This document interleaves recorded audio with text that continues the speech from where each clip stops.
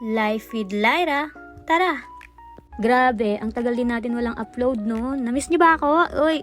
Pero ito na, back to vlogging tayo dahil special itong ganap na ito. It's my mama's birthday, so ayan, gabi pa lang bago ang mismong birthday niya. May pa-surprise na tayo. Nagpunta lang kami dyan sa bahay para dalhin ang slice cake at syempre, para mapablow natin si mama ng maaga. Alam niyo naman, masarap yung feeling ng may pa-surprise kahit simple lang. Ito na nga mga sis, habang pupunta kami doon, sobrang excited kasi gusto namin makita yung reaction ni mama.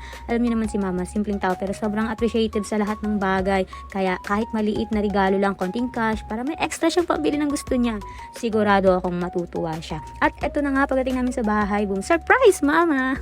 Sobrang nagulat siya pero kita mo talaga sa mukha niya yung saya. Nag-blow siya ng cake, tapos syempre, picture-picture na agad.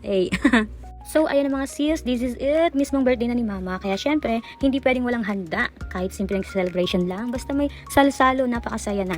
Binilhan lang natin siya ng mga pagkain. Syempre, yung mga favorite ni mama. Hindi kailangan ng bongga. Basta busog ang puso at tiyan. Panalo na. Oy, pagkarating namin sa bahay, boom, busy agad. Ayos dito, ayos doon. Ang saya kasi teamwork kami lahat. May nag-aayos ng mesa, may nagalagay ng handa. Tapos si Marky, syempre, busy din sa pagbablog. Ay, binibidyohan ako.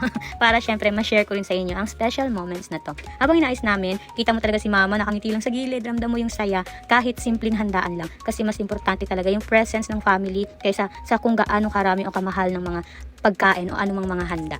The highlight ng birthday celebration ni mama, syempre hindi pwedeng mawala ang prayer. Pinag-pray natin siya bilang birthday girl kasi higit sa lahat gusto naming mabless siya ni Lord ng good health, long life at patuloy na happiness. After prayer, syempre blow ulit ng cake, o diba? Round 2 mga sis, at ayun, tuwang-tuwa na naman si mama habang nag-wish. Kita mo talaga na sobrang thankful siya. Life is really short, kaya habang may pagkakataon pa, ipakita natin yung pagmamahal at pasasalamat sa mga magulang at mahal natin sa buhay. Hindi natin alam kung hanggang kailan sila andito, kaya let's treasure every moment. Let's keep honoring our parents habang andito pa sila. God bless mga sis, hanggang sa susunod nating vlog. Bye!